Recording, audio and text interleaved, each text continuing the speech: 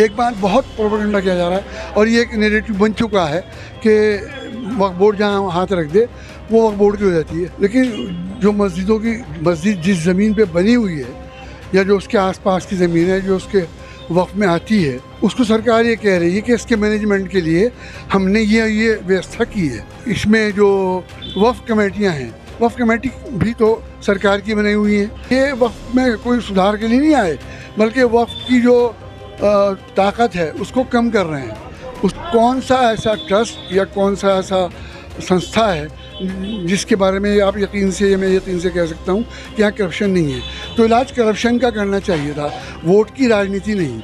मेरा अपना मानना ये है, ये सारा खेल अपोजिशन का भी सत्ता का भी। अभी जामा मस्जिद पे जुमे की नमाज़ संपन्न हुई है और वहाँ पर वरिष्ठ पत्रकार शाहिद ज़ुबैरी जी मौजूद थे। उर्दू के पत्रकार हैं आप, लिखते भी अच्छा हैं। और ये आप जो वक्फ बिल आया है, एज ए वरिष्ठ सीनियर पत्रकार और एज ए मुस्लिम, कैसे आप इसको देखते हैं और कैसे समझते हैं? देखिए, मेरे और आपके देखने की बात तो एक अलग है, लेकिन जो एक आम धारणा बनी हुई है बिल को लेके, अब बिल नहीं, अब तो राज्यसभा में वो कानूनी बन जाएगा, वो मानना। और जो लोकसभा का स्पीचेस हैं उन्हें देख के लगता है कि शायद ये जानबूझकर मुसलमानों को टीज़ करने के लिए, उन्हें परेशान करने के लिए लाया गया है। ये तो ठीक है कि उसमें वो मस्जिदों में और उसमें कोई हस्तक्षेप नहीं करेंगे जैसा कि सरकार कह रही है, लेकिन जो मस्जिद जिस ज़मीन पे बनी हुई है या जो उसके आसपास की ज़मीन है जो उसके वक्फ में आती है, या कोई मदरसा है या कोई और चैरिटेबल जगह है, उसको सरकार ये कह रही है कि इसके मैनेजमेंट के लिए हमने ये व्यवस्था की है। वो व्यवस्था जो की है, मैंने आपसे पहले भी कहा था कि उसमें हमें संवैधानिक रूप से भेदभाव नज़र आता है। मिसाल के तौर पे अगर मंदिर के बड़े बड़े मठ हैं, जो ट्रस्ट हैं, उनमें हिंदू ही उनका ट्रस्टी होगा और उसमें जो जैन और सिख जो संविधान में हिंदू माने गए वो भी उसका सदस्य नहीं हो सकता। और ये इसलिए है कि ये संविधान ये कहता है कि जो जिस समुदाय का है, जो ट्रस्ट या वक्फ, उसका जो संचालन है, जो उसका इंतज़ाम है, वो वही लोग करेंगे जो उस समुदाय के हैं। तो इस लिहाज से ये एतराज़ मुसलमानों में आमतौर पे होता है कि जब वहाँ नहीं है तो इसमें जो वक्फ कमेटियाँ हैं, वक्फ कमेटी भी तो सरकार की बनाई हुई है, कोई मुसलमानों ने नहीं बनाई, मुसलमानों ने नहीं चुनी, ये इनका चुनाव नहीं होता, ये सरकार नामित करती है, वो सारी सरकार की है।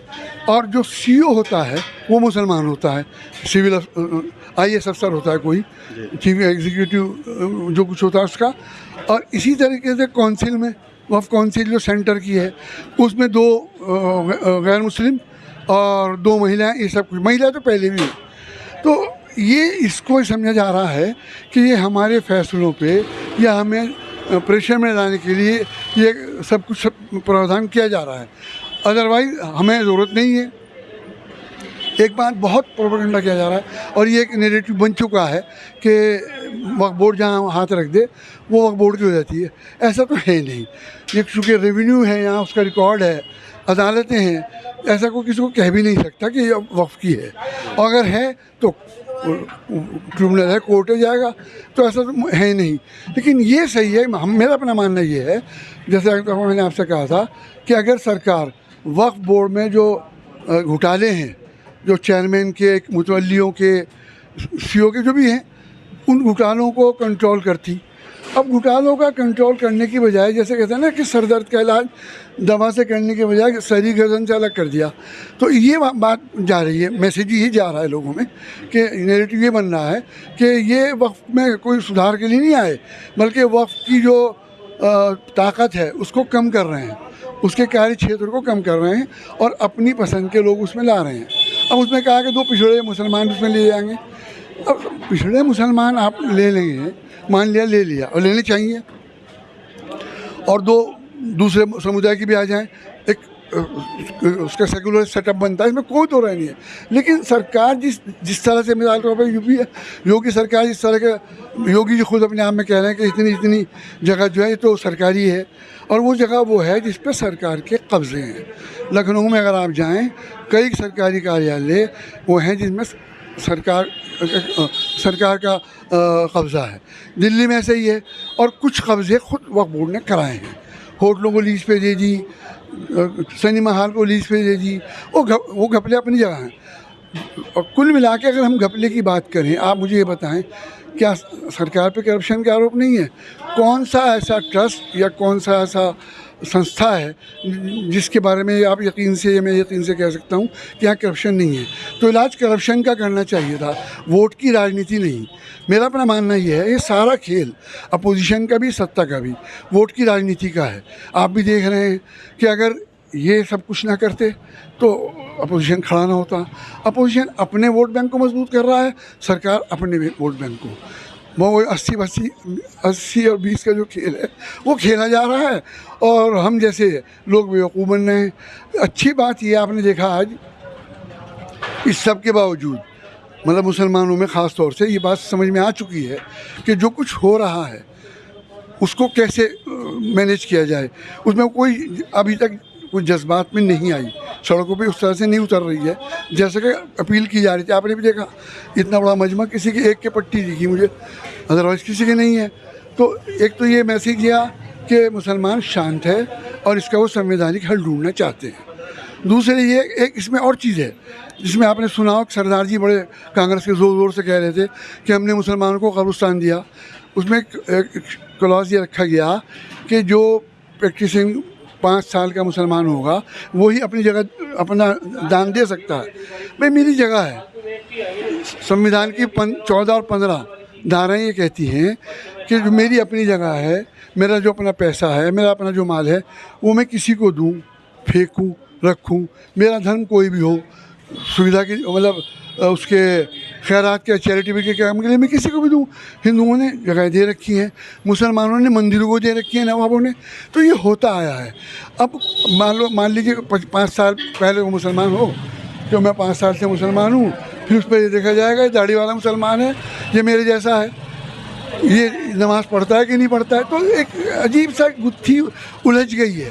डॉक्टर साहब, ये आज मेरी भी बात हुई थी एक से, तो वो कह रहे थे कि भाई माफियाओं के चंगुल से निकालकर इसको राजनीतिक संरक्षण में लाया जाए, सरकार अपने संरक्षण में लेके आ रही है। नहीं, माफिया तो लफ्ज़ नहीं कहूँगा, लेकिन इसमें कोई दो राय नहीं कि ये माफिया कह रहे हैं। वो माफिया किसके बिठाए हुए हैं? जैसे मैंने कहा, वो सरकार के बिठाए हुए माफिया हैं।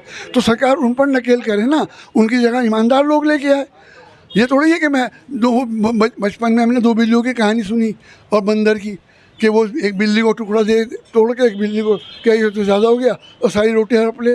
तो सरकार को पूरा जो संपत्ति है, सरकार भी नहीं, मान लो सरकार ये ले ले, वो जो शक है कि वो अडानी और अंबानी के खाते में जाएगी सारी संपत्ति, उन्हीं को मजबूत करने का सारा प्लान है। इतना बड़ा हज़ारों सैकड़ों बीघा में अंबानी का महल बना हुआ है, आप हमें सोच भी नहीं सकते। वो वक्फ की संपत्ति है। तो सरकार अगर ईमानदार होती, पहली बात तो ये कि इसमें होल्ड जो स्टेक होल्डर जो हैं वो है मुसलमान, अदरवाइज़ कोई नहीं है। सरकार ने उनकी राय को तो अहमियत नहीं दी, जो और लोगों की राय ली, उनसे सुझाव लिए, उनको सामने रखा है। मिसाल के तौर पर उनसे कोई गुरुद्वारे के बारे में कहे कि आप उसमें ये बताएं इसमें क्या करें, मैं क्यों कहूँगा? गुरुद्वारे में तो मेरा कोई अमल दखल नहीं है। गुरुद्वारे सब प्रबंधक समिति कहेगी या कोई सिख भाई कहेगा। इसीलिए जो मुसलमानों का जिस पर बड़ा तनाज़ है कि वह संपत्ति हमारी, पूछा उससे जा रहा है जिसकी संपत्ति नहीं है। तो एक खराबी ये है। और उससे जो पूछा गया उसको लेके नेगेटिव बना दिया, एक माहौल बना दिया ऐसा कि ऐसा लग रहा है कि बस सारी संपत्ति वह बोर्ड पे और किसी पे है ही नहीं। आप भी जानते हैं साईं बाबा में कितनी संपत्ति, वहाँ साउथ के मंदिरों में कितनी संपत्ति भगवानों के पास है, मेरा और आपके पास नहीं है। आप ध्यान में रखिए, जो हमें मिलने वाली नहीं है, चाहे वो बोर्ड के अंदर में हो या किसी मंदिर के अंडर में हो। तो इसलिए इसको ये राजनीति हो रही है। इस राजनीति को बंद करके अगर ईमानदारी के साथ वो जो माफिया जिसे कह रहे हैं उसे माफिया की नकेल कसनी चाहिए ना, जो वो बोर्ड में बैठा है, जो ज़मीनें बेच रहा है। मैंने लिखा भी है, मैं कह भी रहा हूँ कि ऐसे लोग हैं काली भेड़े जिन्होंने ज़मीनें बेची हैं, जिन्होंने दी हैं, जिन्होंने अपने रिश्तेदारों को के नाम किए हैं दाएँ बाएँ करके। तो ये इससे तो कोई इनकार है नहीं कि ये खराबी वहाँ नहीं है। ये खराबी ना होती तो सरकार को मौका न मिलता। इससे पहले जो ओवैसी थे वो आज़म खां के लाए हुए थे, और ये जो अब आया हुआ ये भी आज़म खां का लाया हुआ। तीसरा चौथा टर्म है, क्यों नहीं पूछा वो योगी जी ने कि भाई तू अब तक कैसे बना हुआ है? जो अब चेयरमैन है उसके बारे में योगी जी ने क्यों नहीं पूछा कि भाई तू अब तक तुझे किसने बनाया? अब तक ये 2-3 टर्म हो चुके हैं जा भाई। तो कंट्रोल तो वहाँ करना चाहिए। अगर ये है मुसलमानों को सामने रखकर कोई इस तरह से चीज़ करना, ये मैसेज अच्छा नहीं जा रहा है भाजपा के बारे में। हम पहले कहते थे भाई भाजपा से कोई छूट थोड़ा ही है, भाजपा को भी वोट देना चाहिए मुसलमानों को, जैसे कांग्रेस को और दूसरी पार्टी को देते हैं। लेकिन हमारी बात अब वो उसमें दम नहीं रहा, हम किसी से कह नहीं सकते भाजपा को भी वोट दो। पहले हम कह देते थे अरे छोड़ना, कांग्रेस में तो यही है, और दोनों एक सिक्के के पहलू हैं, दोनों चाहते हैं एक दफ़ा हम आ जाएं, एक दफ़ा तुम आ जाओ। तो ये जो खेल है राजनीति का, ये बंद हो और धर्म की राजनीति बंद हो, ख़ास तौर से चाहे वो मुसलमान करे या कोई और करे या सरकार करे। धर्म की राजनीति हमारे अमन को, हमारे देश की शांति को भंग कर रही है। मैं एक मिसाल देके अपनी बात ख़त्म कर दूं, वो भाषण देना मकसद नहीं। अभी आईटीसी का ईद मिलन था, उसने आईटीसी के जो मैनेजर हैं इस वक्त एक्टिंग यादव जी, उन्होंने एक बात कही कि हमारी आईटीसी में जो भी कोई मुसलमान या हिंदू है वो गेट से बाहर है, अंदर सारे हमारे वर्कर हैं, भारतीय हैं। और उसकी वजह क्या है, उससे उनका पैदावार बढ़ी है, फैक्ट्री ने विकास किया है। सेम यही अगर हम इस देश पे लागू करें कि हम इस देश में हिंदू मुसलमान अपनी जगह, लेकिन हम पहले भारतीय हैं, देश हित में जो कुछ हमारे लिए होगा हम वो काम करेंगे। अगर सरकार ईमानदार है और लोगों में भावना पैदा हो जाए कि हम देश हित में काम करेंगे, बाकी तो सबके हित में जाएगी ना बात। तो वो अब हम देश हित की बजाय अपने अपने समुदाय के हित में बात करते हैं, पार्टियां अपने हित की बात करती हैं। ये हितों की लड़ाई है, ईमानदारी की और इंसाफ की लड़ाई नहीं है। तो कहीं ना कहीं डॉक्टर शाहिद ज़ुबैरी जी यही कह रहे हैं कि अपने अपने वोटों की राजनीति जो है वो तमाम दल कर रहे हैं। टीवी 9 यूपी के लिए सहारनपुर से विकास कर रही है।